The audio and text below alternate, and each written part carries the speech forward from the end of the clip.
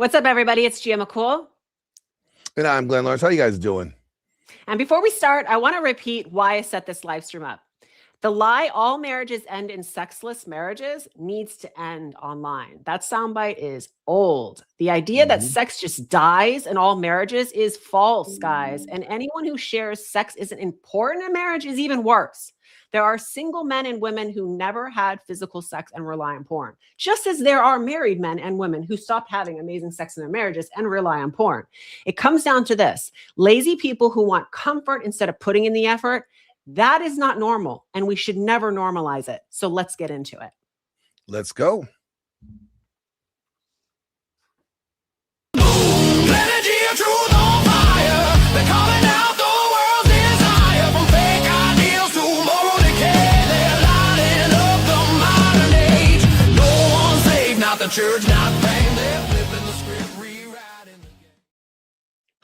Well, we're back.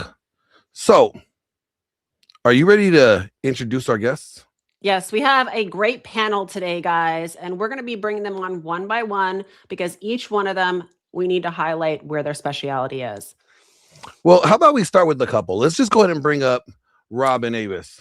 Yes. Oh, we get to be first. Oh, man, look at that. There we go. Our favorite married couple. What's up, Rob? What's nice. up, Hey, Avis? what's going on? Tell the viewers a little bit about you. We're Rob and Avis. We've been married over 30 Who's years. Rob and who's Avis? 34 years. What was that? Who's Rob and who's Avis? Who's Rob and who's Avis? Yeah, on, you gotta Glenn. figure that out, Glenn. If you're not didn't figure it out by now, I got some questions. I like the t-shirt. I like the t-shirt. You like Nice the t-shirt? Yeah, I thought this was a good theme for today. Build a bitch. Good wives don't come pre-made; they're built. Man, who made hopefully that we'll shirt? get into That's that a a little bit. good-looking shirt right there. That is an. I wish I excellent knew a shirt, is it guy. not? Anyways, yeah. So we've been together a long time, since high school prom, and you know, we're in our early 50s now. I don't know, what do we specialize in? I kind of want to say making women on the internet mad. That is true. I mean, you do Yeah. that, but no, You no, specialize- we talk about marriage. Yeah. Yeah, We're and just talking Rob about specializes in building a great wife, and Avis specializes in building great husbands. And you guys have done an amazing teamwork to last 35 years. Facts. All right. All Good right. stuff. And next we have What's up, Monica? Whoa, Nice hey to have crew, you. Hey crew. How are you? I'm Monica Almaguer. Beautiful. On Instagram at 7rolls.club. And I love the topic of sex. So I'm excited to be here today. who Yeah, doesn't? I love all your pictures. You keep it spicy. I love it. Gotta. Glenn's asking who doesn't love sex. I mean, I think they've met like 50% of the women in marriages. No. Those women hitting it love hard, sex. Rob, hitting it hard. Just not with their husbands. Exactly, Rob. You know it. Let's go ahead and bring up Bunny. What's up, Marilyn? So this is Marilyn. I really wanted her on. I I'm can't hear happy- you guys. Can you hear me? I can hear We you. can hear you. I was able to hear the intro, just not any of y'all speaking. I don't know why. Are I'm you? Bunny, the attraction matriarch, the ex matriarch on X. I focus on great relationships, sex as a foundation to that, and building long-lasting, forever romance. Yes, she gets into Awesome. psychology, intimacy, dynamics, a can't lot hear of good stuff. And last but not least, we have the myth, the man, the legend, Pat Stedman. What's up, Good to Pat? be here. Good Thank to you have for having me. I am a dating and relationship coach for men. I've been doing this 11 years, and I work with guys through their full life cycle of relationships with women. So that is from the meeting and attracting portion to vetting and choosing, and all the way through relationships, deepening and keeping them over a long period of time. I'm married with 3 kids at this point. So, yeah, and you can find me on X at Pat_Stedman, and also patstedman.com. You can get a free copy of my book and my email list if you want. Awesome. So real quick, Bunny, if you could hear me, I don't know if you could hear me. Maybe she can, maybe she can't. She should hop out of the stream and then hop back in. That would probably be the best fix. Can somebody send a message to her? I'll send it right now. Okay, perfect. Yeah, I got her message in the private, said she could hear the intro, but she was unable to hear anything after that.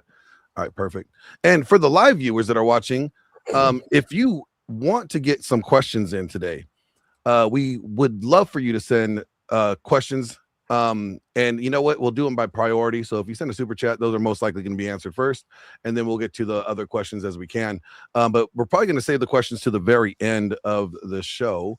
So Gia, yes, we have one more girl coming. We have Ginger, our beloved Ginger. She's headed over. That's She right. just had to get the link. She's running a little bit behind. We're going to go ahead and begin. I know that we talked about, there's 3 topics that we're going to go over today. One, how to, as wives, how to keep chasing our husband, how to keep that sex amazing and getting better with time, right? 2, why sex for females is very different than men, okay? And how we handle it through it's all in the neurotransmitters. It all happens psychologically with women, which is very different than men. Men are more contact. It's a completely different way of doing it. And I think there's a lot of misconfusion. There's a lot of confusion around female sexuality, and a lot of even our healthcare does not touch on it, okay? We really don't get into it that much. And I think that kind of leaves everybody out, in the weeds on their own about how to deal with it. And a lot of that nuance gets lost online. And then last but not least, we're going to be offering you solutions in your own marriage, questions that you need to be asking yourself, that you need to be asking your wife or your husband, that are really going to help you set a good foundation going forward. And this is going to help you know, listen, is this something salvageable? Is this something that we want to work on together, so that you have real solutions, not just complaining? Okay. all right. And let's start with the first one. Mm-hmm. Like, why people say like sex doesn't get better with age? What, isn't it true that sex does get better with age? Yes. Can't So confirm. yeah. So we're going to go ahead and start with Pat. Let's start with that question. What do you think that comes from when they say, oh, sex, why bother getting married if it's going to die? And when we know that there are plenty of marriages where sex get better, where is the disconnect?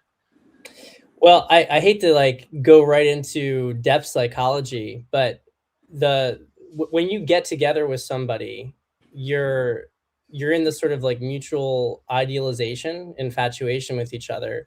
Mhm. And that creates a really, erotic charge. But over time, and I think this is an interesting point of contention, because people will say, after they've been in relationships for a long time, that they've grown apart, right? That's why they want to separate.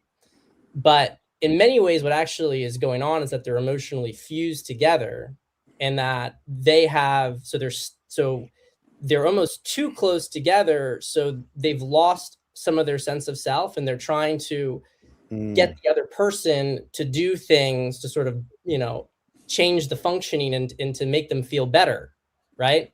And so as you get more fused, eroticism diminishes. So this is the reason why people will say, especially when you get to the 7-year itch, as they say, it's usually around the time period, 5 to 7 years, where that fusing is really happening.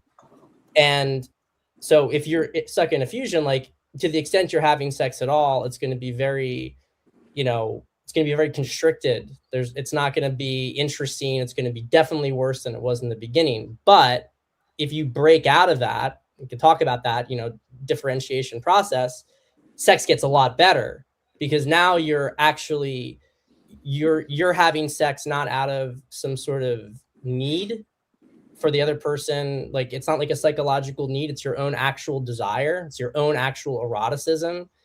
But a lot of couples don't get there. So that's why you have this mismatch in communication. Okay. Why don't we play the first clip from the Pink Pill and get into that? Because we're going to get into the psychology of female sexuality. Oh, you want to have that Ginger? ready? Oh, it's Ginger here. Ginger. Ginger, you made it. So give the audience a little background of what you're doing, where you are, and some of the things that you specialize on Twitter. Oh, sure. I don't know that I specialize on anything. That's kind of my bag, right? I am a Canadian who currently lives in Costa Rica. My husband and I have set up a homestead here. So as far as what I do on Twitter is kind of a little bit of everything. So I've in the homesteading space and a little bit in the politics space, and then a bunch in kind of culture and relationship space. So a little bit of everything. You've been married for how long? That's a good question. Oh, 9. So whatever that math is. We've I been always together for enjoy. 20 It's so good. She doesn't even have to keep track of it. Yeah, I always enjoy your couples posts whenever you and your husband post. You guys have a not a norm, just I mean like a very irregular, right? You're out in Costa Rica. You got this. I love Costa Rica. It's just you get paradise. You guys have these adventures together, which I think is fun to watch. And you have that on YouTube, correct? Yes. My channel is The Ginger in the Wild. So we're getting into novelty, like we're talking about novelty and how it affects marriages. So I think that's one of the good things, or at least in my own marriage, you know, keeping things fun, keeping things exciting. And I do think it's a mutual responsibility. It's not one or the other person's responsibility. It's for both of us. So, and I think for wives, especially, I would even argue that it's our responsibility and it needs to be more of a priority for us, just because it is so special to us. It means a lot to us. Men are very, very consistent across the board. Women are the ones that they need that excitement. They need that break out of that normal cycle. So we have to be putting responsibility into that department and making things fun and exciting. Do you have that clip ready? Yep. Okay. Let's go ahead and watch that.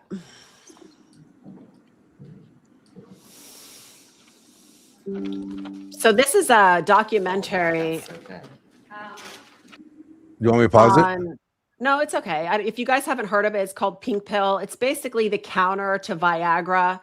It was a group of women that wanted to create a pill for sexual dysfunction for female sexuality. And I just thought there was some interesting points in here. Not everything I agreed with, but there were some interesting points. One more time.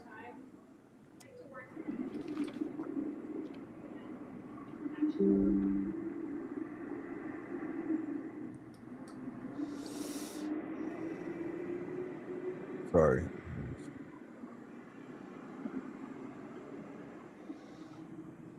We don't deserve to control our own bodies. A new study released today raises big questions about whether or not it should have been approved for women to use at all.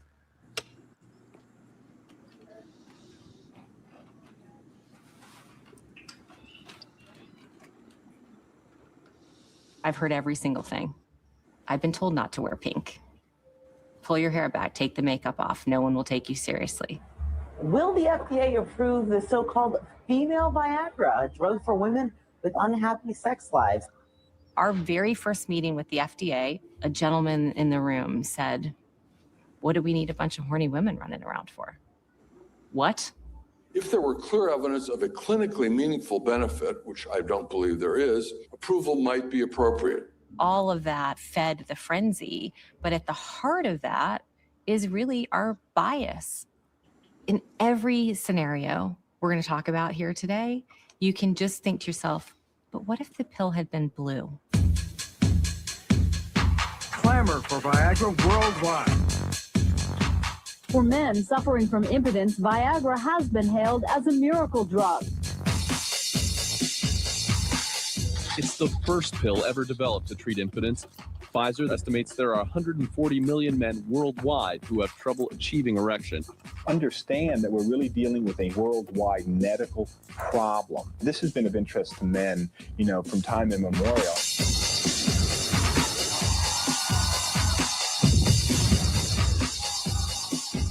As fast as pharmacists count them, men are buying them.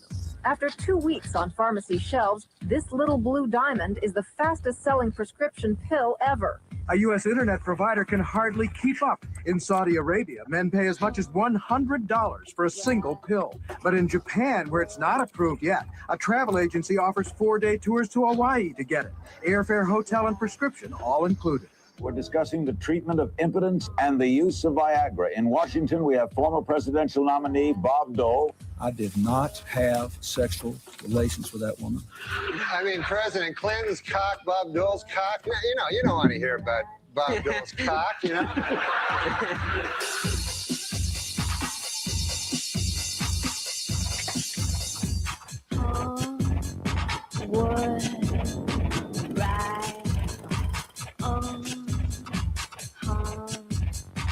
Viagra may wind up creating a sexual revolution for men, but what about women?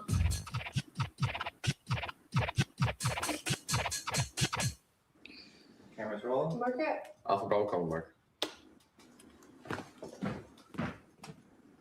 Okay, so first question. Can you tell me what you learned in medical school about women's sexual health? So when I was a medical student, we had pretty robust sexual health lectures, but mainly centered around male sexual health. And I realized very quickly the gaps that existed, including simple as learning how to examine a clitoris.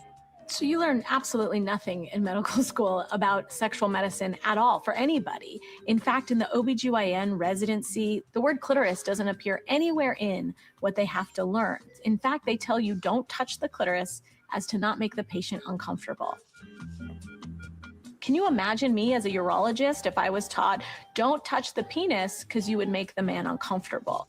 In my experience, unfortunately, female sexual health was all about delivering babies, doing women's well visits, a little bit on gynecological cancers, but that's really it. When I went to Columbia, I mean, it's one of the best medical schools in the country. What I didn't learn about sexual medicine is pretty much everything. The only memory I have of sexual medicine coming up in medical school was this like weird film they showed of like hippies having sex. It was really cringy. And a lot of people just like kind of walked out. We often will define sex really in terms of how the male engages in sex. Men get an erection, ejaculate, feel pleasure. But unfortunately, a much larger number of women don't experience that. That's the orgasm gap. The orgasm gap is... So that's the end of the first clip, Gia, right there. Okay, there was the second clip where the wives are talking about what happened in their own marriages. Okay, you want me to go to the We second can- clip now? Yeah, while you're getting it ready, let me just kind of go over this. I actually want to talk to Marilyn and get her viewpoint on this. Okay, so yes. So we know that they're labeling, female sexuality or like dysfunctions with it, right? They're labeling hyperactive sexual.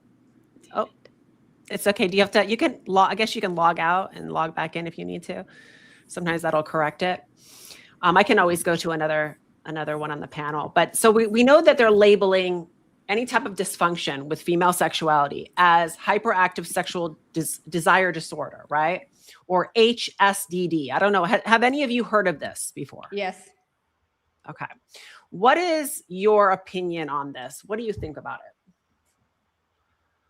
it? I know it's the only reason that a doctor can give a woman a testosterone prescription legally currently, if not off label. And have anybody on the panel experienced this or experienced anyone they know who dealt with this? Okay. So this is what I personally, when I hear the kind of sound bites online that go, oh, she's low desire, or find somebody with the same libido as you or high desire, right? I always kind of like laugh at that saying, because for me, a lot of female arousal starts in the brain. It starts with context, right? Her emotion, anticipation, like conversation around sex, like, is it a hush hush? Is it a taboo thing? Because in marriages today, across the board, sex is kind of treated very taboo. It's like, hush, hush, don't talk about it. If women talk about it or wives talk about, oh, then you're not a good wife, you're vulgar, keep that between your husband, right? We hear this a lot, okay? They do it to me X all the time. They do it to me all the time. For talking about it all the time. Yeah, you talk too much about sex, right? They see it as like it's a bad thing. When we know everything revolves around sex, okay? Like we cannot ignore that, okay? So there is a lot of neurochemistry that plays a big role. Pat, have you heard anything with this? Do you know anything about this? Well, I mean, I've experienced it, right? I mean, I deal with it in my practice all the time. Like there's a aspect of female sexuality that, and I would say the preponderance of it is really about choice, right? To sort of jump off of what I was talking about in the previous little segment, I mean, that whole like idea of not being emotionally dependent on the other person in the relationship and having more individual agency, what that does is actually it allows the opportunity to like choose to be sexual. And I think a lot of women, even if they might actually want, like they pick being with their husband for a reason because they were attracted to him, eventually there becomes like a subconscious kind of blocker that goes in where they almost don't want sex because it gives them some element of control within the relationship. And the man has, his own role to break out of that. But when a woman choosing to be sexual, that's actually like a huge barrier that, a lot of women will say, well, he's got to do this. He's got to do this to get me turned on. He's got to, he has to make me in the mood. And that actually just reinforces this sort of like codependent, low agency sexuality that a lot of women have. The most confident women you see invariably are sexually empowered. So are you able to, Bunny, can you hear us now? I can now. Every time Glenn goes in or out for whatever reason, I can't hear y'all anymore. So I apologize. Okay, I'm glad to have you back. So let's get your opinion on this. When you hear the conditioning that happens with women today, right? Don't talk about sex. Don't think about it. Don't express it. Don't label it, right? What has been your experience with this? Well, the funniest part to me about that in particular is that my account was originally anonymous back in 2018, and I actually was almost forced out of anonymity specifically to prove that I wasn't a man talking about sex as if I was a woman. I'm like, no, I'm a girl. I got all the parts. I'm account based in South Asia, right? Yeah, exactly. Seriously, Rolo would be calling me out all over the place if that were a thing back then. But I think it's exactly just piggybacking off of what Pat said. I think that we, as females, there's this weird inclination that you use sex to get the man, right? To lock him in. But then for no reason whatsoever, it starts to deteriorate. And it's just a given. It's something that we're trained in our sitcoms. It's something we're trained in movies. But the second that same woman gets divorced or goes through a breakup, she's suddenly completely sexually free again. She's sexually excited.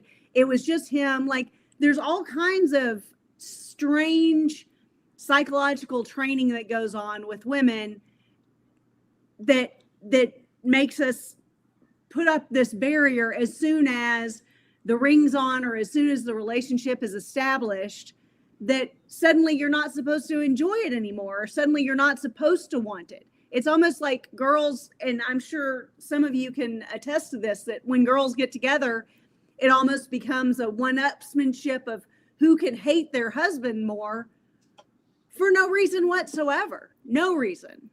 So you would agree that it's a conditioning more than an actual labeling dysfunction, because I don't necessarily agree with the video for that reason. I don't think that we should automatically resort to putting a health dysfunction on women. Like, I think that treats it as like a victim mentality. Oh, I can't control it, right? But no, we can control it. We just have to recondition our brains. Mm-hmm. It's a never stop dating thing. It's a never stop, like you said, kind of keeping things fresh, keeping things healthy, keeping things alive. And I just would like to point out that more often than not, and I don't have data on this, this is my own personal opinion, this is my own personal percentage, but the majority of the people that I've ever known or spoken to who have had any kind of dysfunction from a sexual standpoint are also overweight, they have unhealthy habits, they don't take good care of themselves or their health, and then they wonder why they don't feel well and they don't operate well and they don't function well and they don't have a desire. You know what? When I'm overweight, I don't feel like getting naked either. And that's coming from me who wants to have sex every single day. But I'm like, if I don't feel sexy, why would that be kind of something that I would want to do? But you're talking to, I mean, even the first two people we watched, I think one of them was actually pregnant. I'm not slamming her, but like the people that we watched on the video, including the medical professionals, were all overweight. And you don't have to be my 300-pound life in order to be medically obese. Correct. Yeah. A lot comes down to attraction and what we see in the mirror. And I've hounded this for years. Female sexuality is what we find attractive looking at ourselves in the mirror. If we cannot find ourselves attractive, trust that guy could be doing all the right things and we are not going to be into it. I want to move to invest in your wives, gentlemen. I want to move over to Ginger. So we actually had a back and forth. It was interesting today on Twitter, right? When we were talking about doing striptease for our husbands, and immediately a man came in and he like put it down. Like, why would I want my wife to learn that? You know, like I want to hear from you because I do think that this comes down to the whole taboo, like hush, hush. She should be a lady. You know, if she does these things, then she's not a lady. I want to hear your viewpoint on that. Well, there's definitely a problem. And I think a lot of times it's in like kind of the Christian mindset that sex is a dirty thing. I mean, there were comments in that thread that said sex is strictly for procreation, not for recreation and whatnot. And that's like a mental block that really needs to be overcome because part of the problem that you'll have too is you'll have men that get married to women and that when they're in the dating phase, they're all excited about how kind of hot she is. But then once she gets married, every time she does something exploratory, he's like, where did you learn that? And kind of like that jealousy about who she's been with before starts to interfere with their dynamic rather than kind of just sort of enjoying that she is now using those tricks on him. Stuff like that needs to get yeah, you never want to discourage a behavior that you want to see more of. So if we have men discouraging her for wanting to do different things, she's going to shut down and revert back to what she's used to. Well, one thing's for sure, if your wife decides to put on a little striptease for you, especially for a lot of wives, that's a really big stretch. Like it takes a lot to get the confidence to do that, right? Because you're stepping outside of your comfort zone. And if the man reacts negatively to that, he's never getting that again, right? Like you're never going to let your wife feel comfortable anymore exploring at all. And then 10 years later, you're going to wonder why your bedroom is dead. Can I ask a question? Oh, yeah. It's kind of related to a post, actually. I think I saw it this morning. And I can't remember who it was that posted it, but they were talking about in a relationship that it's up to the man to kind of push the sexual boundaries because a lot of women are kind of dealing with exactly what you're talking about, Ginger, where they don't really feel comfortable. Like they may be okay with it, but they don't have the kind of they're not in the mental place of like, because they've been taught to shame it, you know, and those sorts of things. So I'm just curious to hear from the ladies, like your point of view on that related to that. Well, I think that's fair. I mean, every man wants to be the one that takes the lead on things, but the fact of the matter is, I don't know a man alive that doesn't get more excited when the lady he's with shows enthusiasm for the sex that they're having, right? So if she takes the initiative once in a while, that just keeps things kind of fresh and shaken up, in my opinion, right? Like my husband loves it when I take the initiative. And he doesn't feel emasculated by that at all. I think some men really need to get past this barrier where they feel like it emasculates them because every once in a while the female takes the initiative in sex.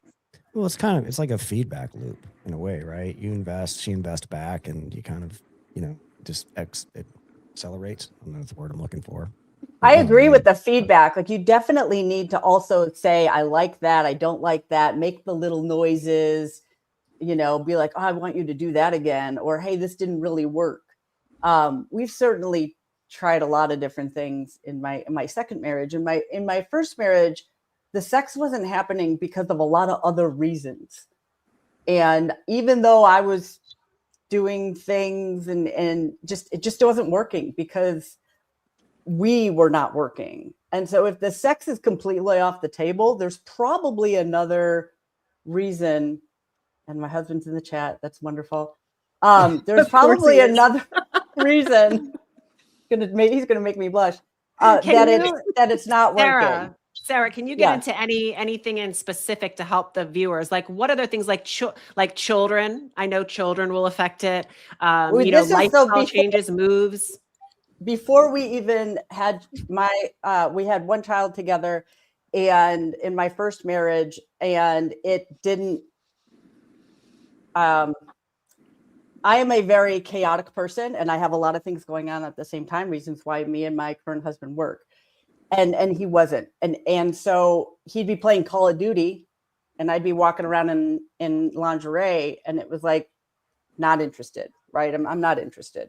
And I don't think it's because he wasn't interested in sex. I think it's because he didn't like me. Like, I made him feel a certain way. So then sex is off the table because of some stuff that we didn't deal with. How did you get out of that?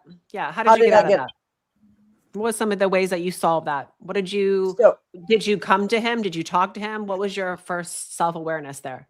Yeah. So I certainly said exactly what I wanted to do. I asked him, what do you want to do? What do you want? Do you want me to do X, Y, and Z? Sure, I'll do it. Like, I was very open to whatever you want to do. I'm here for it.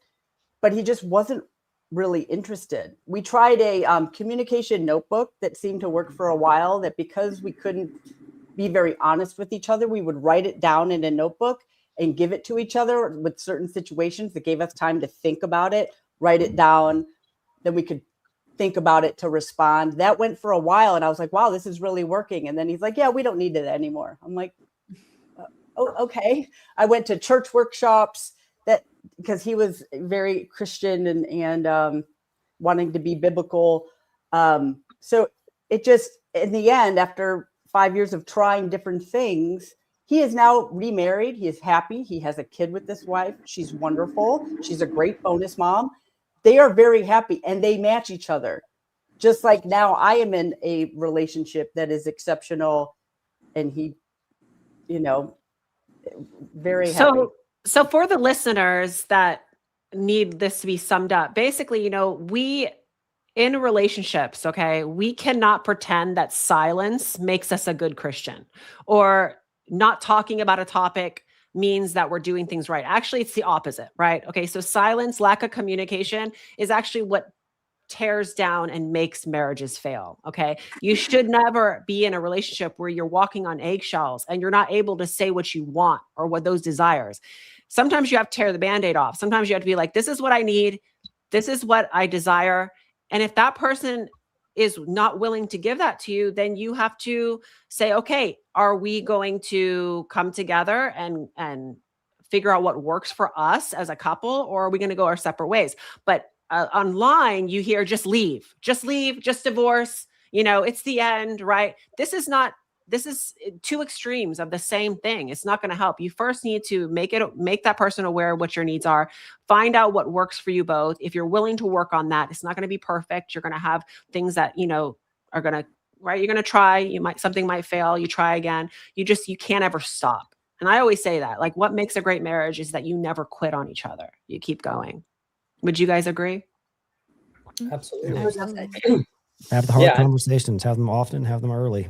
Mm-hmm. Yeah, I mean, it's not great to fight, but fighting is much better than not communicating at all, because fighting is it is communication. It can be like unhealthy communication, especially if it becomes like a really, nasty fight, but you can break through with that. Like the couples, whenever I work with a guy, the marriages that are like the most cooked by far are the ones where it's just ice, like absolute ice and contempt between the two of them. It's not like she pisses me off. She's, I'm like, all right, we can work with this. There's energy to move. Yeah.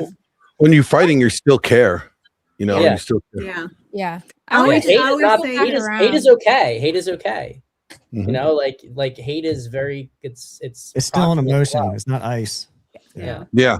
It's not like As a woman, I wanted to circle back around to the Ginger and Gia conversation about this striptease and being a woman. And I think Ginger touched on it briefly. As a wife, when you go out on a limb like that, because that is something that would make my palms sweat, let's say, because it's not in my usual repertoire.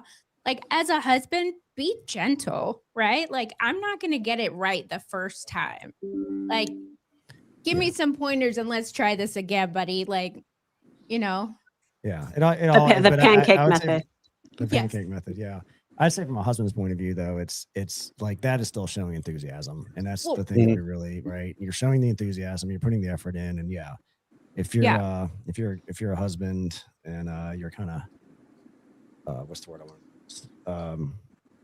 Downplaying that or not being, you're kind of being an a-hole. But if I almost break my ankle in the middle of it, just laugh that off and move on. Just move along.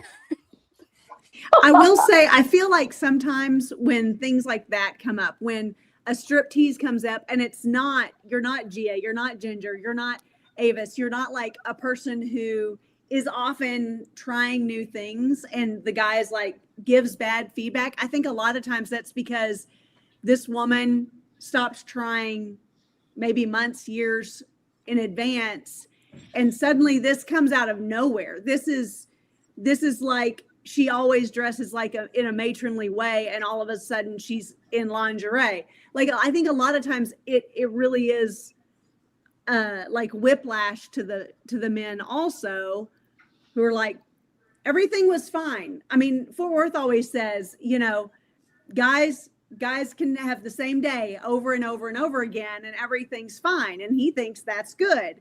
So when the woman in the relationship brings out something like a striptease, and maybe it's out of nowhere, I think it is a bit startling.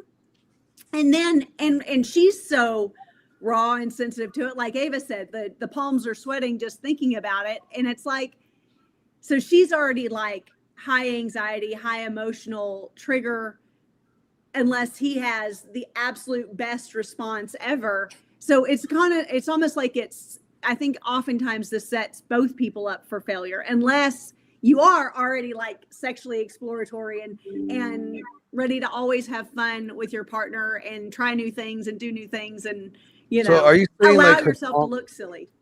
Are you saying her palms are sweaty, knees weak, throw Arms up on are- his sweater already? Yeah. Like mom spaghetti. Mom spaghetti. Is she nervous, but she's calm and ready?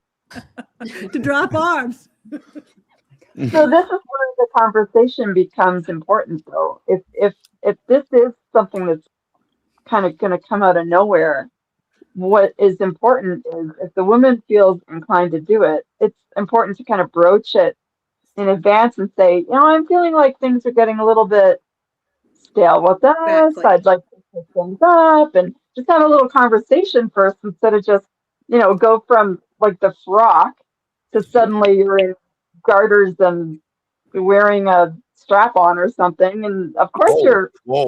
That escalated quickly. A whole other direction. So this is that. You have a conversation first, right? Like if it is something that's outside of the norm for you, especially if it's really far out, and definitely if you have a husband who is kind of conservative, right? And you guys don't do that kind of thing a lot, then you really need to have a conversation first. Even just broach it gently. Say, I'd like to do something a little more exciting. I'm going to surprise you. So don't put that. Where are you going to put that thing at?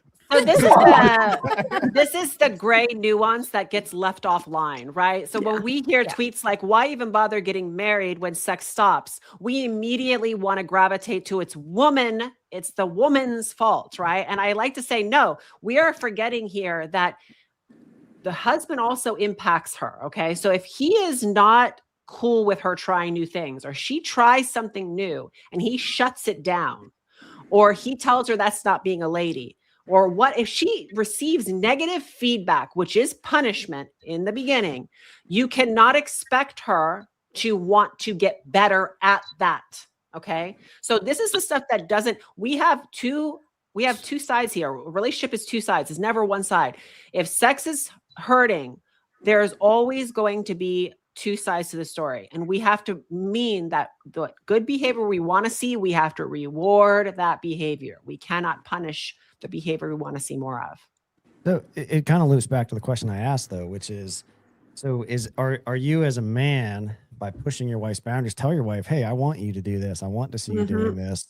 You know, you're letting her know up front this is okay, rather than her having to step out on a limb. Is she? Yeah. Is he encouraging? He's saying, "Great, you look great. You look sexy." Is he constantly tapping her butt? You know, like I say this all the time. It starts up here for a woman. Okay, it's not just the physical. It's not just penetration. That's not. It's intimacy. It's, are you checking on her all day long? Are you telling her she's sexy? Are you caressing her arm when you walk by? You know, this is all very, very important for a woman. Or even telling her, hey, later on this evening, you know, when things wind down, why don't you do a strip tease? I say, if you're not stimulating her mind, you're not going to stimulate her body. So if you're not like, you know, intentionally, you know, interacting with her throughout the day, you know, in conversation or mentally, you're just not going to get, she's like a Buick. Remember, Gia? An old Buick. So yeah, so I'm going to actually like tell you about my own marriage, right? So my husband was the one that was like, hey, you know, like I'd come home and there would be like this outfit laying out, you know, and it'd be something I would never wear in a million years, but he'd be like, I got that for you. I want to see you in it, you know? And at first I was like, huh? Like it was so out of, like, I wasn't used to that. Right. So I entertained it. I did it. And then now it's like a normal thing. Right now I have a whole rack of stuff that I'll put on for him when he's home. Right. So like, it just goes to show you that like, these are things that husband can do, men can do in the beginning. And then the woman just, she's a mirror. She's going to just follow you. Okay. So I want to hear from the wives. I want to know from these wives on this panel, who I know are, you know, they are spicy wives. So I want to hear from, let's start with Monica. We haven't heard much of Monica, and I want to hear some of the things that you did to keep your marriage hot. Well, let me just say, I have been through the entire cycle. My husband and I have been together for 16 years. So going through all the different relationship cycles from, you know, I had 2 children from the previous, but going from having 2 kids of our own, I think not having that, we haven't even highlighted of how kids impact a relationship and a marriage. Hormones too. And difficulty, and then going through, you know, the perimenopause cycle, and now 6 years post-menopause here. During that entire time, my attraction for my husband was never different, but the frequency in which we were having sex and the things that we were doing and how I felt about myself as a wife and in the bedroom, that did change. And so when men get a little discouraged because their wife's not initiating as much, there's a biological component with testosterone. I know I hit big into, you know, understanding the differences, that we just aren't built like you guys. We're not going to have that spontaneous biological prompting. So deciding as a woman, deciding that, yes, I am a sexual creature. And yes, this is very important, not only for me to show up as a great wife, but because we should be enjoying the process too. We shouldn't just be doing this for our husband. This should be doing something for you as a woman. Actually just making that choice, because we don't have that biological prompting that men do. So we do have to make that choice to decide, this is important to me, it's important to my marriage, and this is who I am. I have this element within myself. So that conscious decision, which Pat really led with, I think is very, very important. And knowing that when you have kids, you have to mentally, really cognitively prioritize your husband. This is something that women just don't do very well. It's we go into the mama bear, and now this, you know, kids need us. So therefore, at the end of the day, we get exhausted. It is a mental choice that you have to take 10 minutes. I did this whole breakdown. We have 10,080 minutes in a week. And like, if you can't give your husband 20 minutes out of a week, there's something wrong with you. You don't deserve to be married.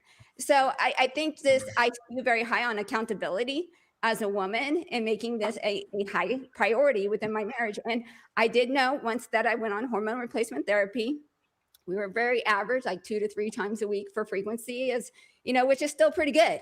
Like statistically, once a week, you're but like, I mean, that really ramped us up 4, 5, 6 times a week. So my attraction never changed, but your hormones are going to play a big factor. Your relationship cycle. So we're gonna come back to you on the hormone end. I want to make sure that we grab Pat. I'm saying like the hormones helped, making the mental choice helped.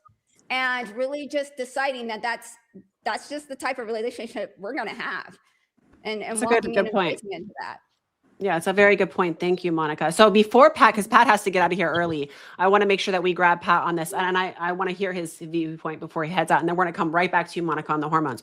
Pat, we know that we've heard, and I think that we went back and forth a little bit on Twitter about this. I know in my own marriage, twice a day is just the norm. Okay. I have heard that this is not the norm. I want to really get into this because I've heard things across the board, like, oh, married couples only have once a week, or I want to hear your viewpoint. What is the norm? What is there a norm on frequency?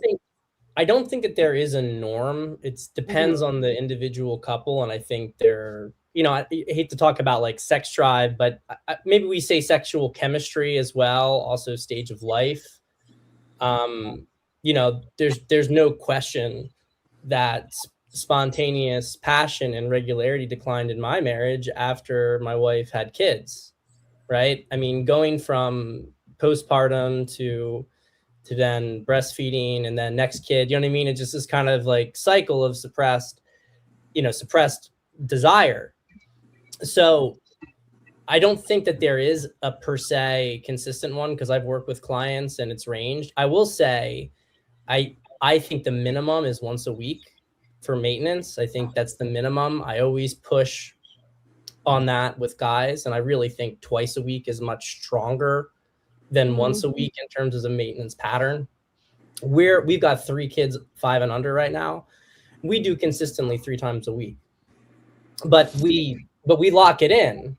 Like we actually have it scheduled. So yeah, let's get into that. What are some of the habits that set you up for this going forward? Was it something that you had to schedule? And because I think women work off patterns, and I've said this before, women do not work off, hey, let's just do this. Okay. They literally have to schedule things, and then it has to become like a normal part of their day. So for me, like I have a set schedule. I know I go to the gym at a certain time. And that has set me up for success to stay consistent. What about for you in your own marriage? It's absolutely an element of it. And I think it takes off a lot of pressure for women who are already feeling like they have a lot of things going on that they have to deal with in terms of their life. So when, if she's got stuff on her mind with, I got to do this with the kids, I have to take care of this thing in the house. And then you initiate and she's got that, I hate the term, but like there's some element of truth to it, even if it's used in a manipulative manner often with that mental load, right? The schedule takes away that because it's in there, right? You don't think about it. I think it's a mindset. You don't think about it. You don't think about it. She doesn't feel coerced into it. It's an agreement. The guy doesn't get resentful because there's no expectation around it, right? Like, if you try to, if it's an agreed upon thing, then, you're not going to get pissed off when she, turns down in advance. And I actually think it sets up really good scaffolding so that then it starts to become more spontaneous over time. And that's started to happen as well, because that's like, oh, well, maybe tomorrow's going to be pretty busy. Let's do it now. You know what I mean? Like there's more things that start to change because she can start to enjoy it without, because there's no pressure around it. Correct. Yeah. And for the viewers, I want to make sure that they understand we're not talking about calendar sex, because I know there's going to be some viewers, oh, there's no way I'm doing calendar. Like, no, I want spontaneity. Okay, no, we have very spontaneous sex. I know from my own marriage, it's very spontaneous. It's about, hey, it's about not saying no. And I think I want to make this clear for the viewers. You are not, when your husband says, hey, let's pull over on the road for a quickie. He's coming home. He's coming home. You're going to do something in the garage. Okay. This is the kind of stuff I'm talking about. You you're not in your mind, you're not setting limitations. You're not going, this has to happen in the bedroom or this has to happen right now. It's being willing to not say no, being open to trying new things. And I think that, you know, we do also have to, and I want to ask you, Pat, have you met people that just don't like sex? Yes. I have. Where do you think that comes from? Where do you think that starts from? It's massive sexual shame. Massive sexual shame. Because they've internalized that their sexuality is bad. It's bad to have it. And so they don't want anything to do with it. It makes them uncomfortable to be around it, to express it, basically. Can you get them out of that? Is that something they can ever get out of?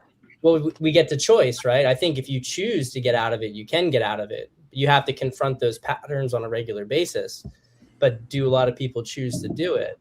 I mean, a lot of people, and, you know, I think unfortunately we see it particularly, you know, we saw some illusions here. I think, Ginger, you're talking about a lot of these really more trad Christian circles. You can see a lot of this stuff with very massive discomfort with their own sexuality and leads to like Madonna whore kind of like, you know, like they might want a woman who's going to have sex, but then if she enjoys sex, that's a problem. You're not supposed to enjoy it. But then they're frustrated she doesn't enjoy it. So they have like a secret, you know, sex life.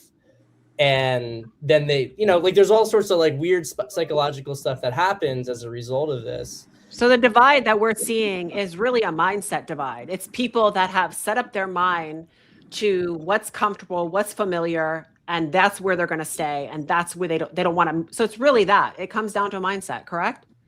Yeah, I mean, I do think that some people might have higher drives than others, but to be totally like have issues with sex and any kind of sexual expression, that is definitely a mindset belief structure. Yeah, and the purity culture really did a number on young people on that. I don't want to interrupt. I got to go. I got to do a client call. I appreciate you guys. Thank you for having me on. Thank you for coming. I appreciate. Well, we'll catch up again soon, Pat. We'll have you on just like a solo. Absolutely. I look forward. Have a wonderful week. Take it easy. So we're going to move over to Monica because I want to touch on the hormone aspect. But before we start on the hormone, let's watch the second clip in the pink pill. I think that touches on the hormones.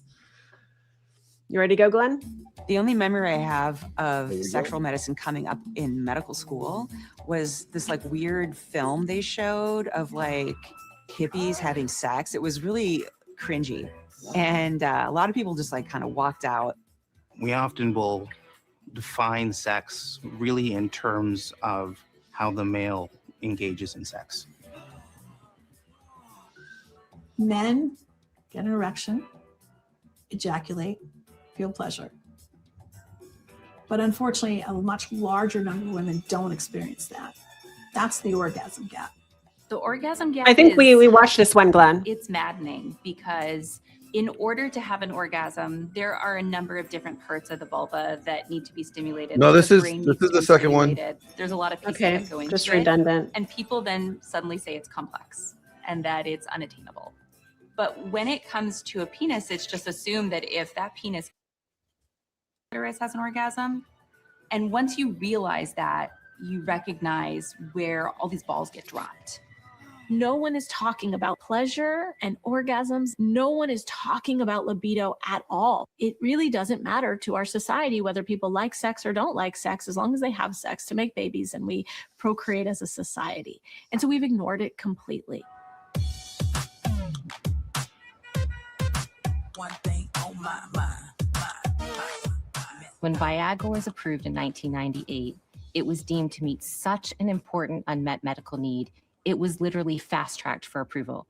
It received the kind of rare status we reserve for life-saving cancer drugs or rare diseases. So literally a national emergency if men can't get it up. This is a subject you will not see discussed much on television. Were you embarrassed?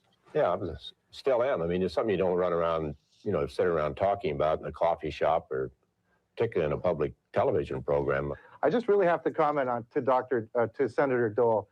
What he just did was just truly amazing to discuss in public, in a public forum, what it's like to have this problem, the humiliation, the embarrassment, the frustration. My name is Erwin Goldstein, and I love sexual medicine. There are so many sufferers with this condition They stay in closets. They do not talk about this, and it's just wonderful. Okay, let me answer your question. Impotence means you're not a man. Being a male, you're supposed to have an erection on demand. So in the days prior to the oral pill, it was considered, I don't want to talk about it. Divorce happened commonly. Depression happened. Erwin Goldstein is the godfather of sexual medicine.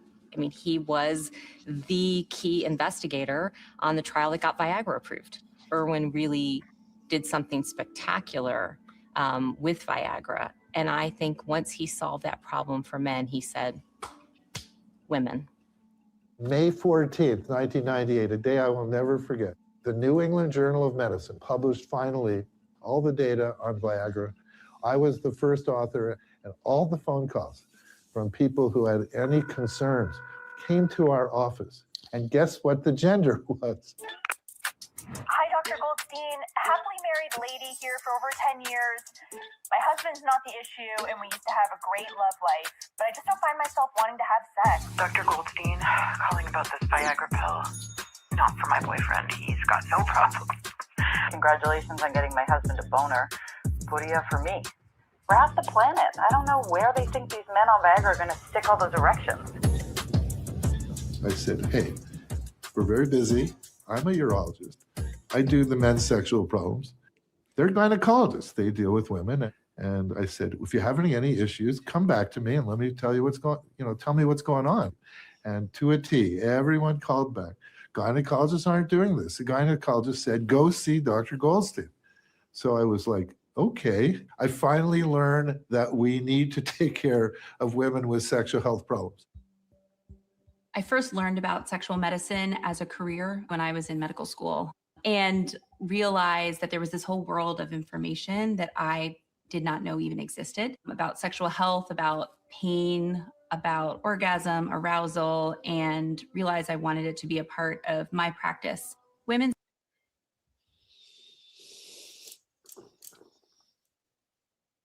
patients don't feel like they deserve sex, they don't deserve intimacy, they don't deserve pleasure, connection.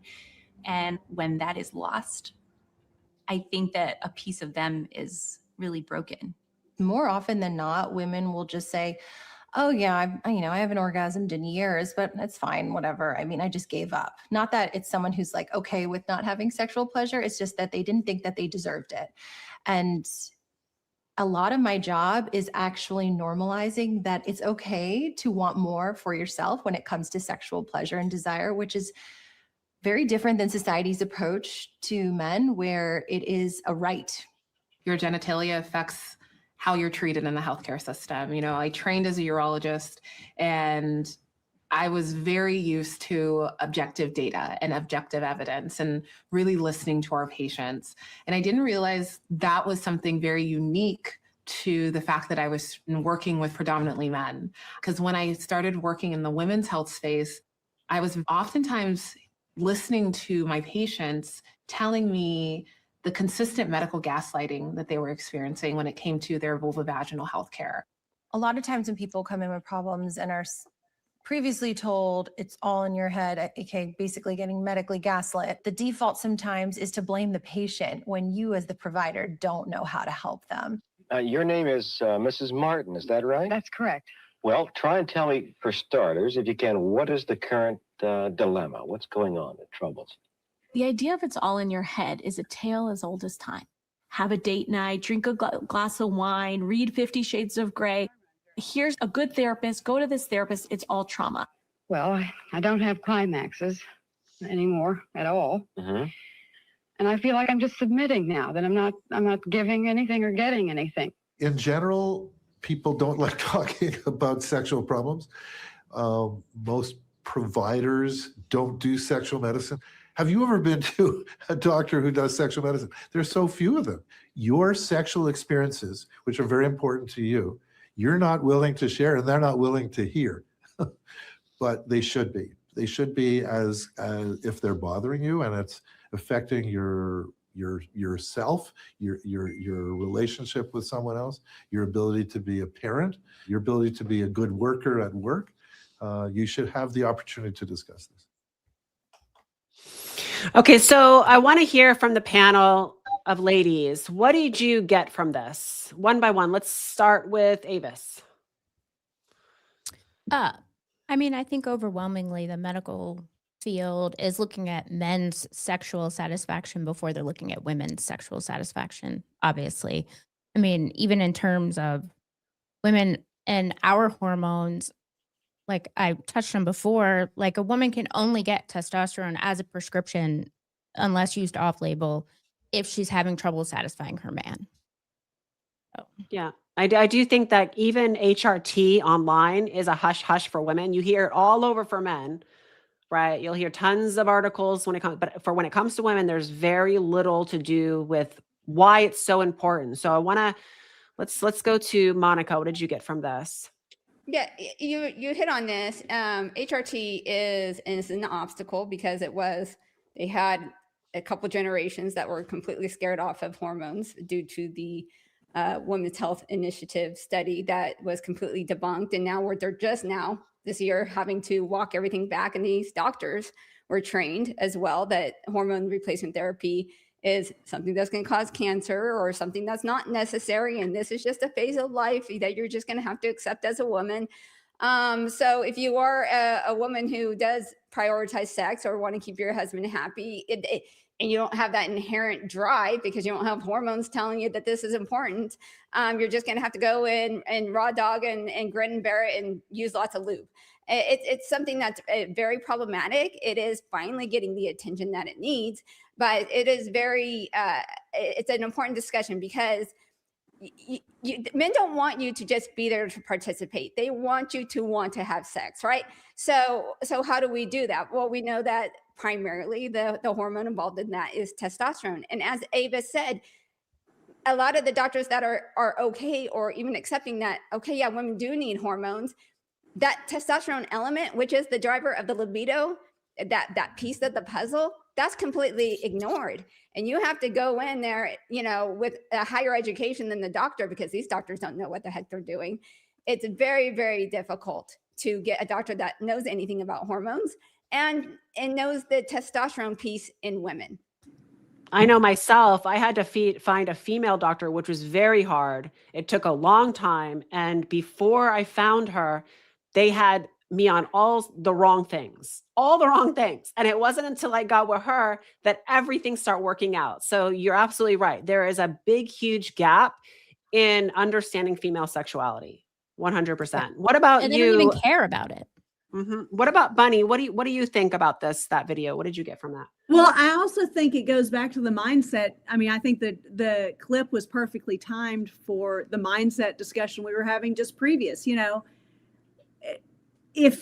and Ginger and Sarah Beth and I have talked about this in the past also, where sometimes you fake it until you make it. Sometimes you aren't in the mood for sex, or some women aren't in the mood for sex, not necessarily the three of us, but and you do flip your hair extra, you do moan and groan and say all the right things, kind of go overboard in the acting, but then your body actually catches up with the mindset that you're putting out there. It's no different than vision boarding, it's no different than manifesting, it's no different than allowing your brain to be the deciding factor in how your body follows. Yes, I agree with all of the hormonal replacement, things. I agree with all that Pat was saying earlier. There's two ends of the spectrum playing here, where there are some households with young children. There are some households that are more empty nesters, and we're dealing with that end of the spectrum.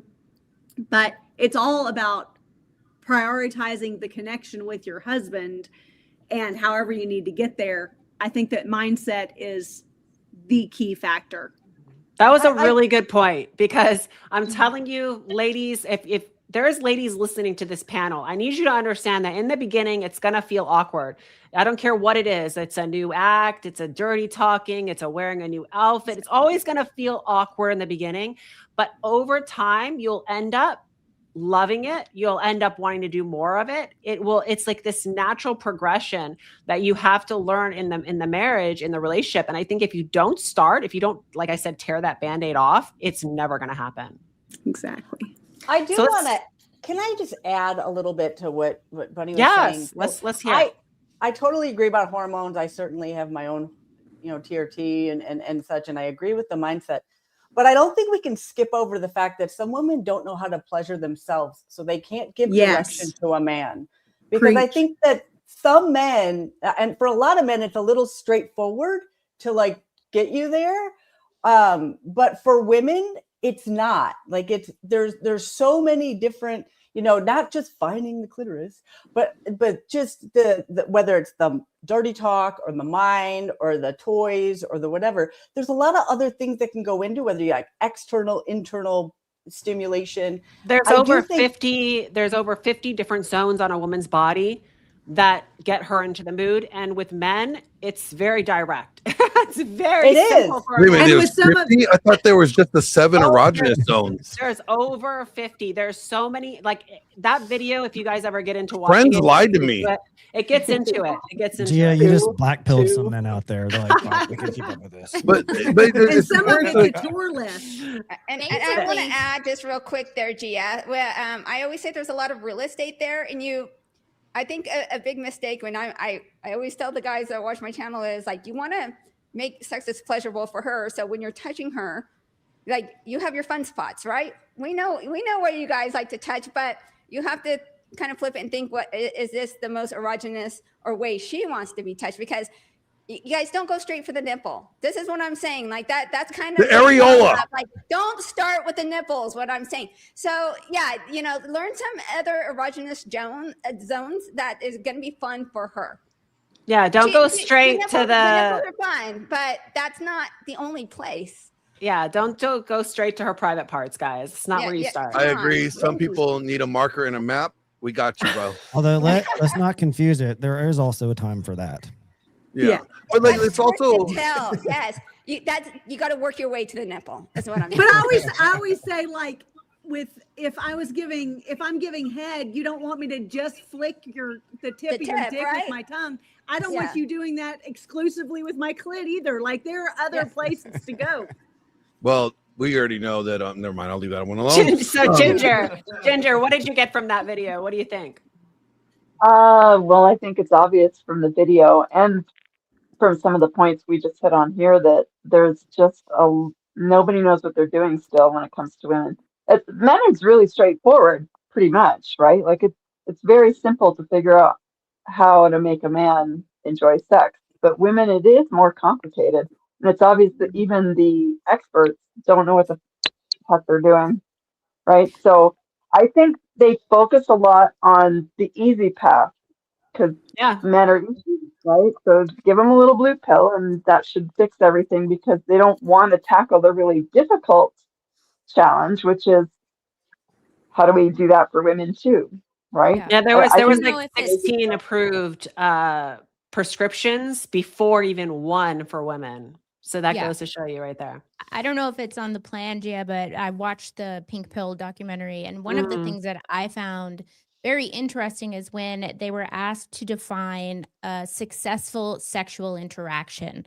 For a man, I mean, it's pretty easy. Although Rob and I went back and forth on this, they get an erection, they have sex, they have an orgasm. What is it for a woman? What defines a successful sexual interaction for a woman? Like, can you succinctly put a name on that? Well, I can say for myself, right? I think successful, like me and my husband spend the mornings, like that's our time together. And there's been some times when he's had the time allowed and he would spend 2 hours, right? And it's not just sex. It's like kissing, hugging, spending time together, talking. These left me that whole entire day thinking of him, being like, wow, this is amazing. This is what it's supposed to be like, right? And I think that there's just not enough of that. Like people want to go straight to like penetration and think that, if they're getting that, then that means they're successful. No, it's not. But that's how it is on porn. That men. There you go. There's your education. Yeah. Men will sometimes too think that, if she doesn't have an orgasm, that means that I failed.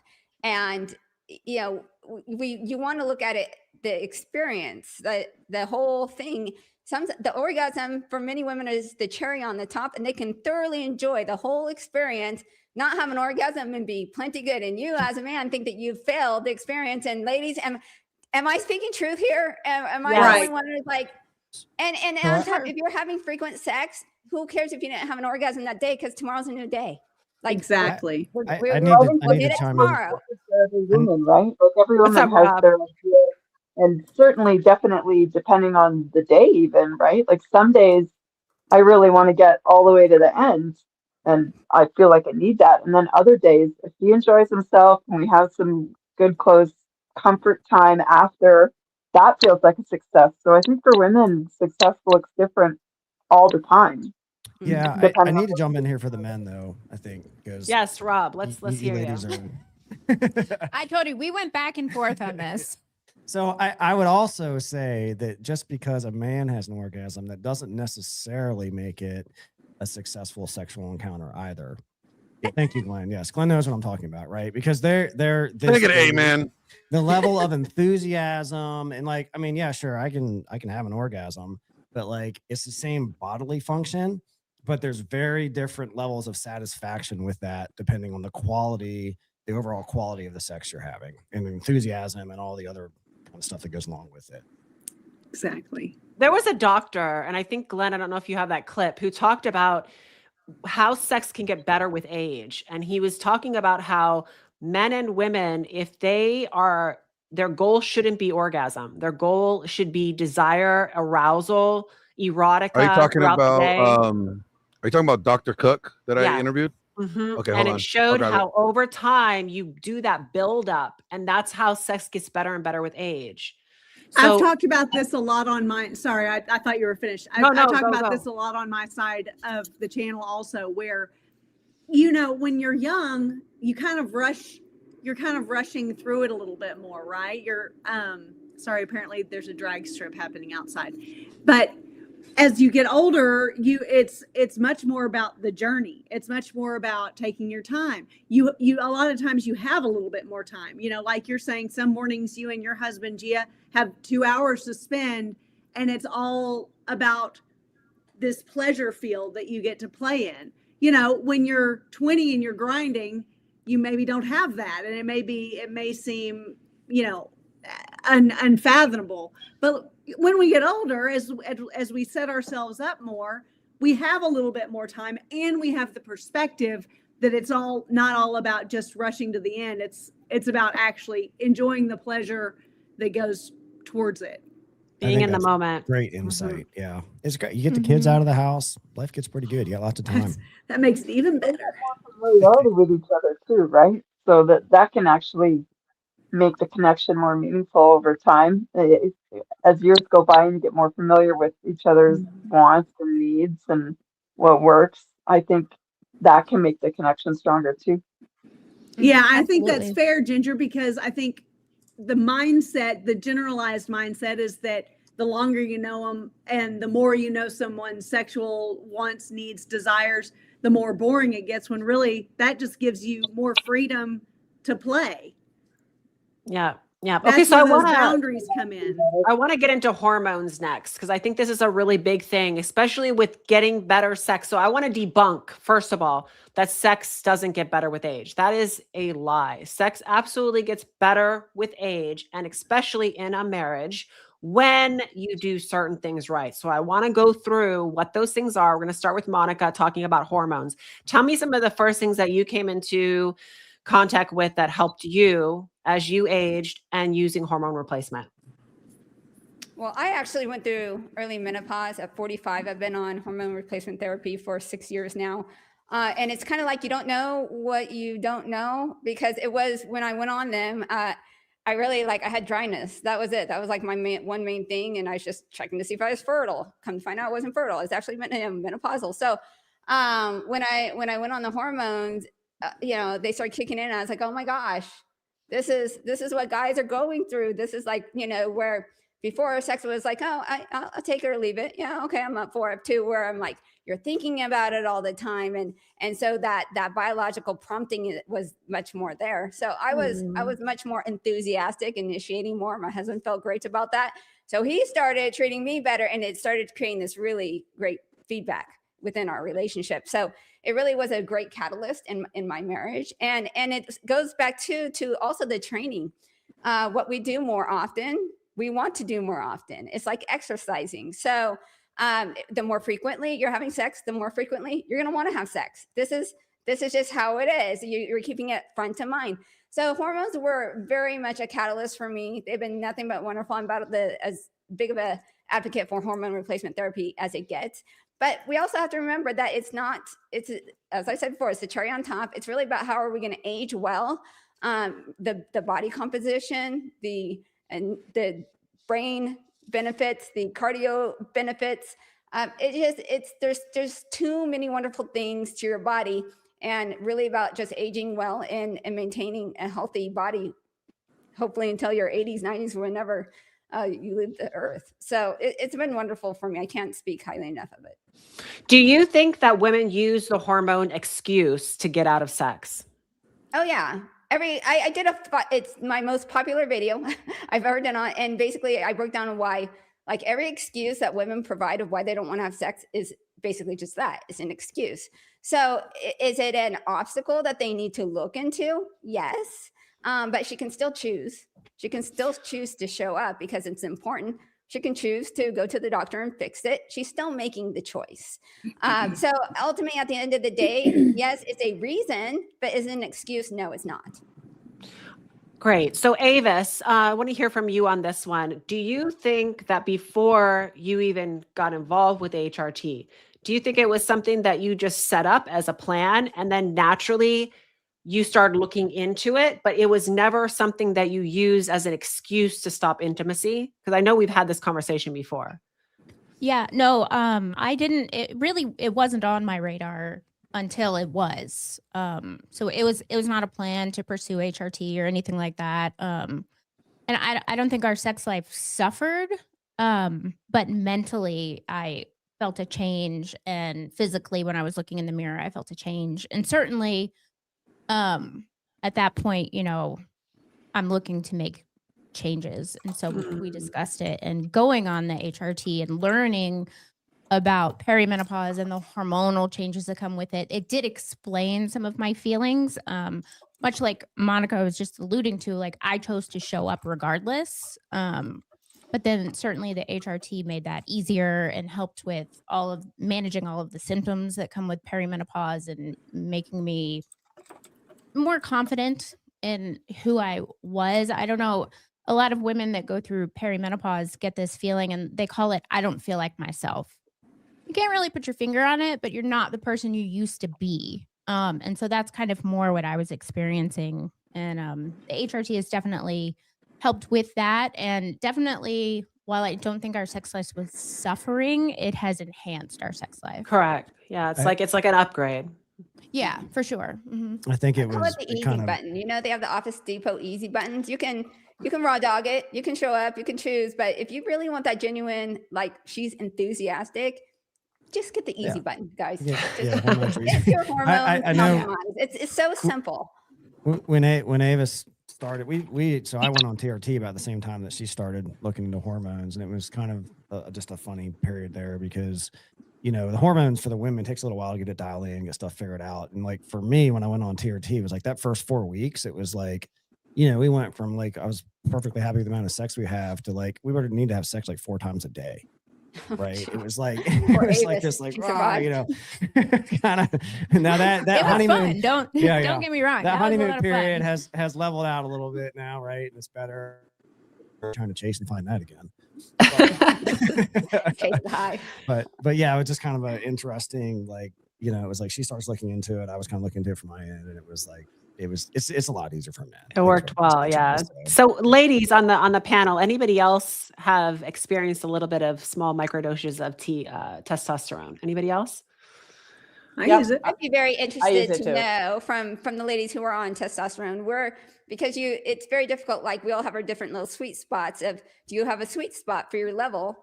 Like, I like to run between 100 and 125, 150 on the that's a sweet spot for me. Do any of you guys have a sweet spot? Bonnie, do you know your sweet spot? I'm Sarah? currently just dialing it in still.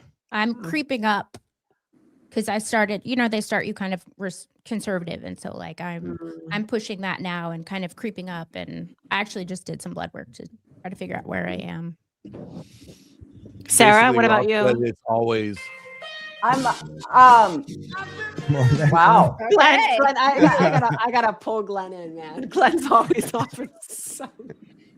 Sarah, I don't have I don't know about my I'm in a healthy range. I started it because I went into the bodybuilding, and so I wanted it for recovery and everything. It definitely had an impact on the sex life. My naturopath always asks me about my sex life, and it definitely has an impact if I don't have it. So I will be taking it for what as did long you as I can. notice? Like, did you notice your attention level to your husband like doubled? Like, were you the one chasing him around the house? Like, what did you notice? What was one of the first things you noticed? I initiated more.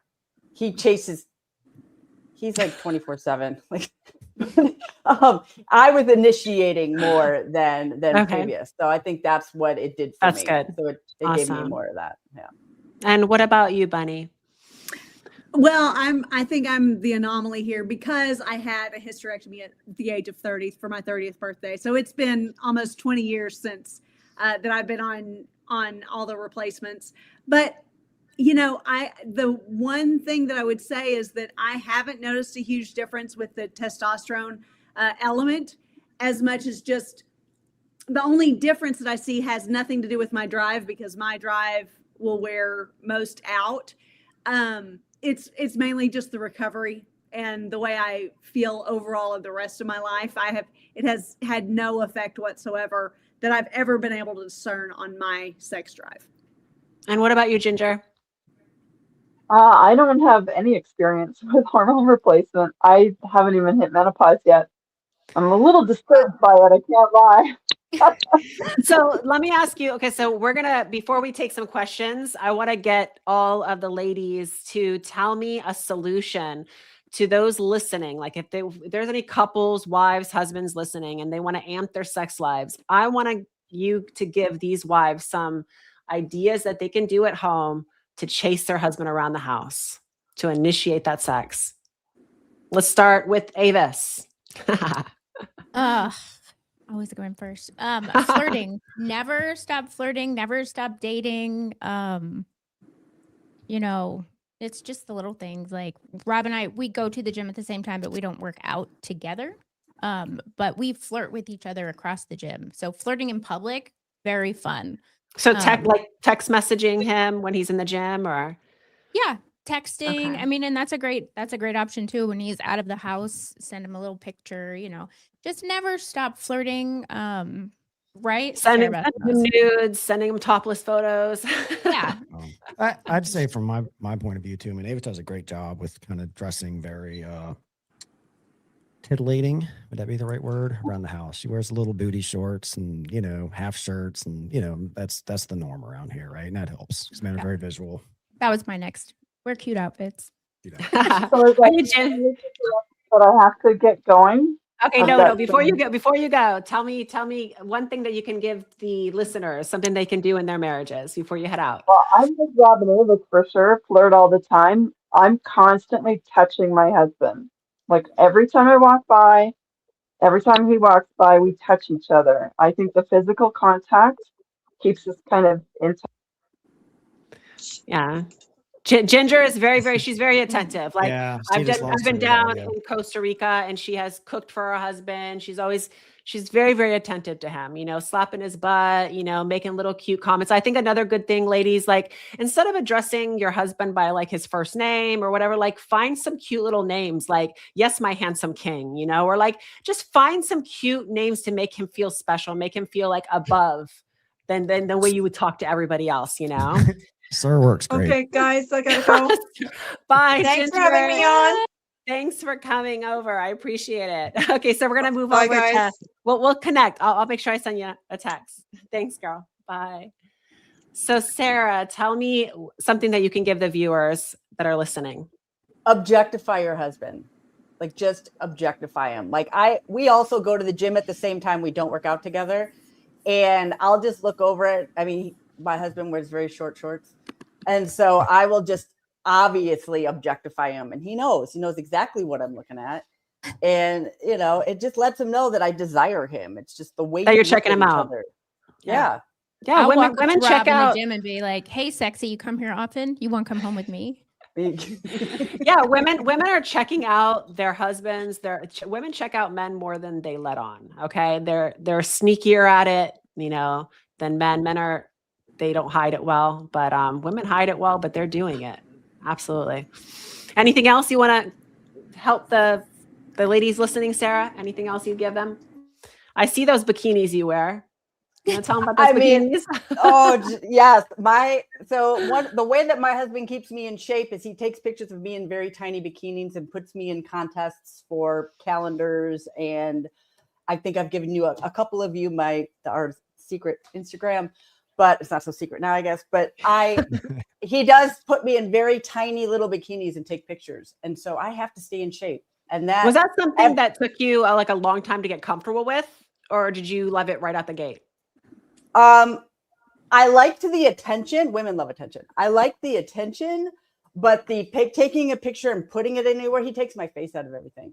But it's definitely, that took me a little bit of time. But then you see the comments and I don't look at the DMs because we all know what's in the DMs.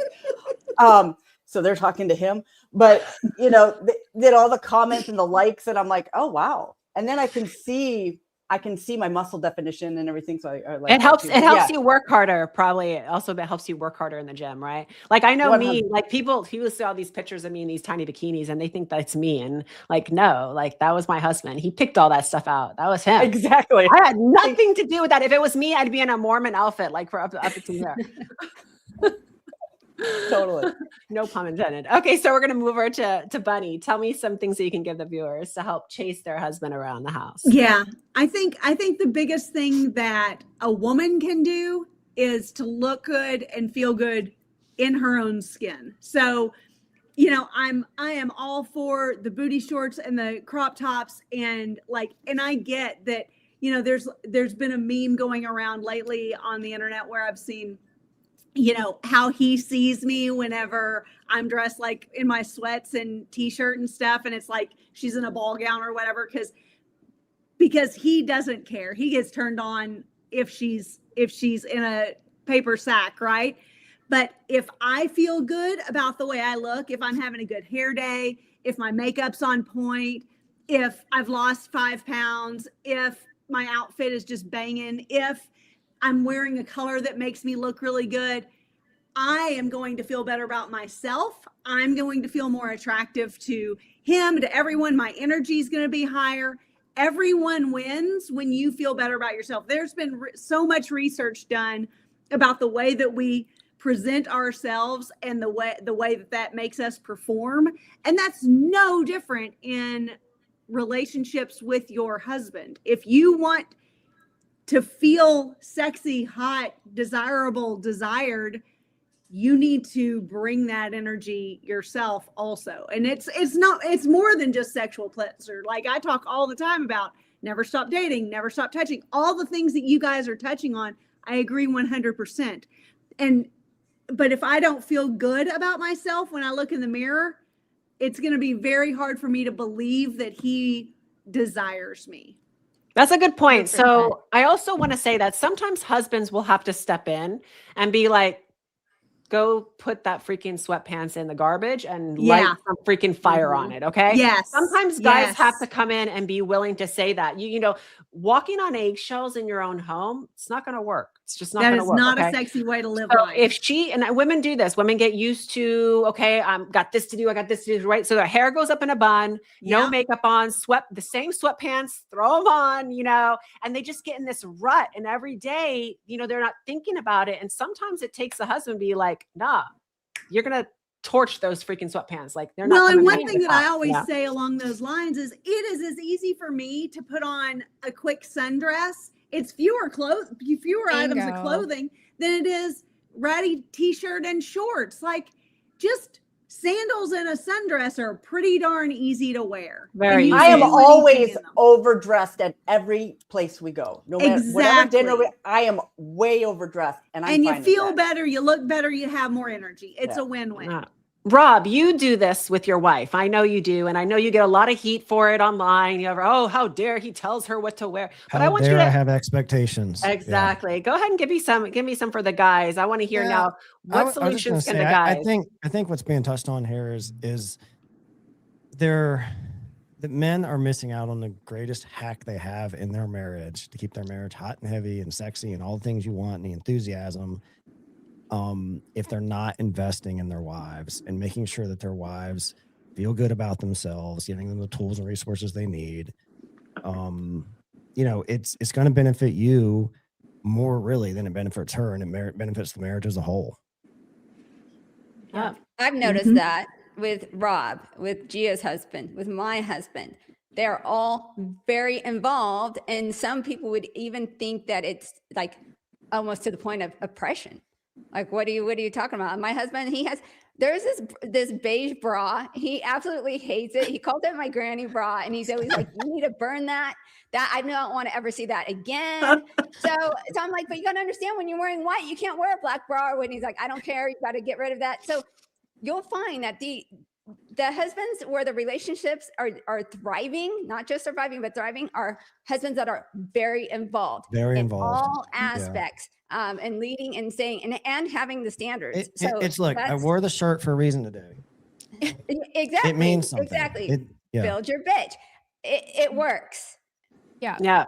Yesterday I had a hair appointment and a lash appointment, and Rob was like, I mean, if you get your nails done, that's the trifecta. And I was like, I could actually get my nails done too.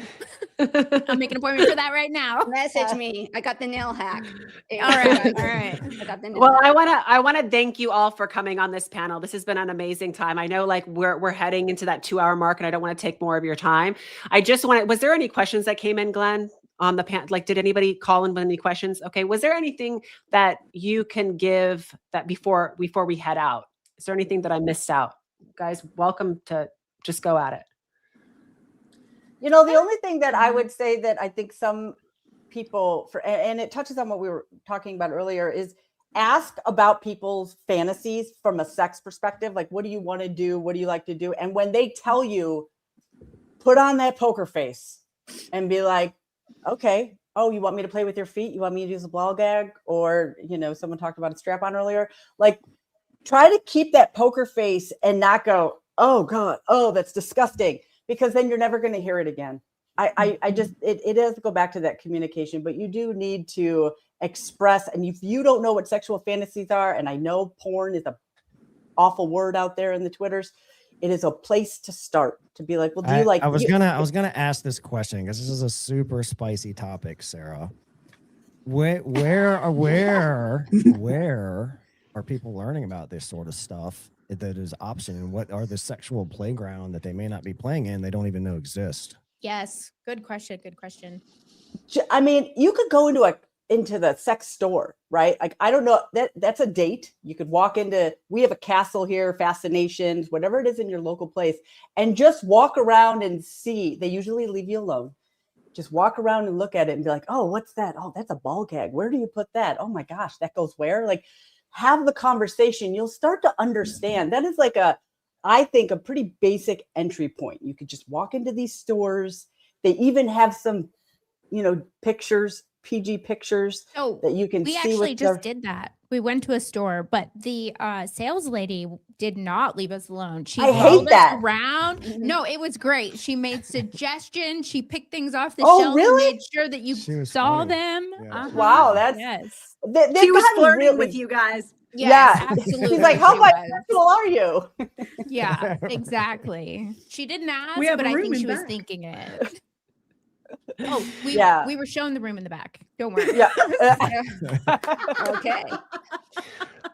So I wanna make sure Glenn has been like MIA over there. Let's give some actual advice, like to close it up, because I know there are people watching, right? And they might feel discouraged, like they love their spouse, they love their wife or their husband, but then the bedroom's gone cold and they don't know what to do. Like they're like, okay, do I stay in this? Do I continue going?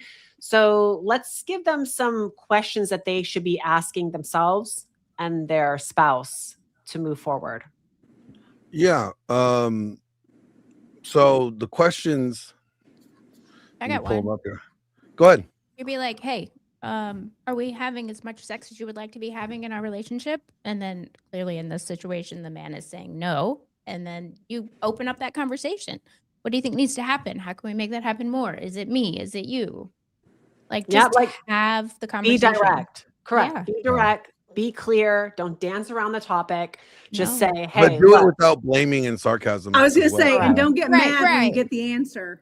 Right. Like I Right. said, is it me? Is it you? Like, you got to be willing to, if you're going to voice your opinions and concerns, to accept opinions and concerns back. And don't be afraid to give an honest answer. I know this is another thing I take heat about, that people get upset with me, but like, Yeah. I have zero issue looking at Avis and saying, you need to drop like 2 or 3 pounds, right? Like I'm sorry, I know that upsets some people, but these are the kinds of conversations. If it goes unsaid, what happens, right? It doesn't go to a good place, and this is your opportunity Right. for it not to be unsaid. Yeah.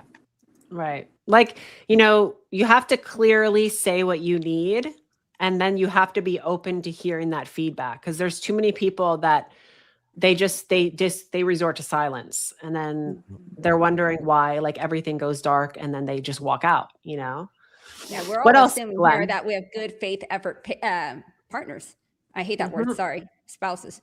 We are all making the assumption here that we do have the good faith spouse that is going to listen and going to hear what we have to say and make that effort to actually work together to have the best marriage. Many marriages are not like that. They don't have that.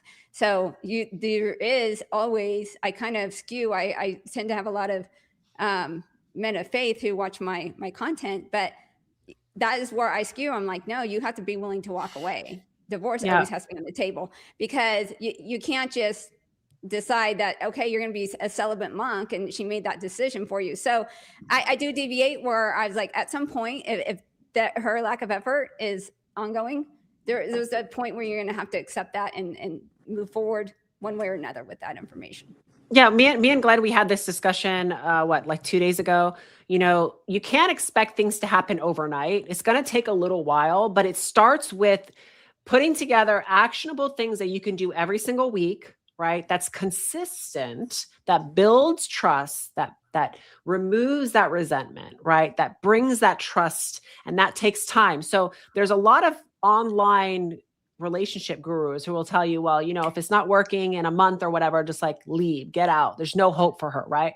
But I disagree. I think it's something that if both of them, first of all, both of them, the man and the woman, has to be willing to say, yes, there is a problem. They have to be verbal, acknowledge the problem, be self-aware, then set up actionable things that you can do every single week to bring each other closer, stay consistent with that, lead by example. And then if one or the other doesn't stay on that, that's where the consequences have to come in. And I think this is the hardest part for most people, because they will say something, right? But they won't practice it. And then they won't create a punishment or a consequence from it. So there's no reason to change. The expectations. And what's the and they have ultimate to be enforced. consequence? What's the trump card? What's the ultimate consequence is being able. Comforts. You have to remove comforts. You have to remove your Yeah. meat, your Yeah. money, your energy, attention, and time. And we know Yeah, I attention like it. attention is Glenn was just like waiting to for break out that women. acronym. Yeah, attention is their currency. Remove attention, remove comfort, whatever that may be. There's a lot of things in our lifestyle that we are very privileged with. Okay. We don't need half the things that we have today. And I think men are afraid to pull that rug. And sometimes that's what you have to do. You got to remember, guys, like you're rewarding bad behavior. Like if you continue to give these luxuries to your wife and she's not being a great wife, then you're rewarding bad behavior. So that's definitely, most men won't, they're so soft that they the idea of, pulling a vacation that is scheduled, but now she's not showing up. So guess what? Vacation's off.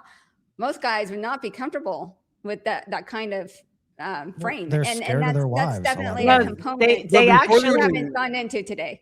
Yeah, they reward her for the bad behavior. So it's like she withdraws, and what do? They go book her a vacation. Yeah. Yeah. Let's It's like, reconnect. what? Here's a That's vacation. rewarding her for the exact. It's like you're giving her exactly. It's like it's just backwards. Yeah. Yeah, I say to Rob all the time, we have these friends, and I'm like, why is the husband putting up with that? Like, honestly, if I behaved like that, I would not have any of the nice benefits that I have. And why? Why is he putting up with that? I mean, probably weekly. I'm like, why? I don't understand. Yeah. It's frustrating to watch for sure. Yeah. Anything else, Glenn, that you can think of? I would say, like, before you like pull the meat, you know, your money, your energy, attention, and time, check yourself first. Are you creating the environment for her to be in that moment with you? Like, you guys are like a light switch, girls are like an old Buick. Okay, you got to rev that engine up, you got to put a little work in it before you could get her to be there with you. If you're not, and you just decide to punish her because you did not prime her, you didn't prepare her mentally and physically, you can't expect her to just like be able to perform, Yeah. so like before you even say, oh well, she's just being a bad wife, are you preparing her? Are you texting her throughout the day? Are you intentionally sowing that seed? Because if you're not, you're gonna mess things up. I think that's why it's so important to have very clear expectations, because if you don't have very clear expectations, you can't then map that to what are the resources necessary for those expectations to be met. And if you actually go through that exercise, and then you can very clearly see, does your wife have everything that she needs to be meeting the expectations that you expect of her? And if you can't honestly answer that question, yes, then you as the man have work to do. Right. Because as a man, as a good leader, you provide those that are underneath you with the tools that they need in order to be successful in the roles that you have them in. So if you are wanting her to be a certain way, and you need to provide her those tools so that she could be that way for you, so she could be able to execute those tasks that you have for her. And if being readily, sexually available for you, then you got to supply that with her. If you're not, then you're going to set yourself up for failure. You're going to have these covert contracts expecting her to be ready when she doesn't even know she needs to be ready because you didn't even set the mood, so. We're definitely highlighting patterns versus one-off day things. You look for patterns and long-term behavioral things that you need to address. So. Yeah. Leadership doesn't just stop at the front door. The leadership is in the bedroom too. So guys, you got to take that role and lead the bedroom. You can't just like not lead and then expect her to be the one that is going to be like blessing you with some sexy time. No, you got to take lead in that area as well. Yeah. Right. I think as a woman too, they say, you're as good as the closest 5 people you surround yourself with. So you need to like be cutting these women out of your life that are constantly putting down their husband, who are not supporting the marriage, or, doing even worse things. Like those people, when you have a loving relationship, they don't belong in your circle. This is a really good point, yeah. because there's not a great community for encouraging wives to do good behavior. And I think that was a great point, Avis, because we don't have enough of that. And that's what I love about this group, right? You ladies, we always we go back and forth, we sound each other, we know that there's nobody telling us, oh no, don't prioritize your husband. No, our whole message is prioritize your husband. So it's like more women need to hear this. They need to know that there's that support system, that community that is going to encourage them for the right behavior and not encourage them for the bad behavior. Yeah. Ladies, make your husbands brag about you. Okay, make your husbands brag about you great again. How about that? Okay, Yeah, it was a much needed talk. So thank you all for coming on. The good news is that if you're going through a tough point in your life, it's not the end. It does not mean that the relationship is over. It means that you can actually fix this, but it starts with what we talked about today. This is a mutual responsibility. It's not just your husband. It's not just the wife. It's both. And when you work together, you can fix this. Exactly. True. I know I have. All right. Okay, so guys. Let me tell you about this one time, Gia. I made this commercial We'll for do the this Good again, Wife Guide. guys. And it was so cool, and it had 3 easy steps for women to just be able to figure everything out. And it was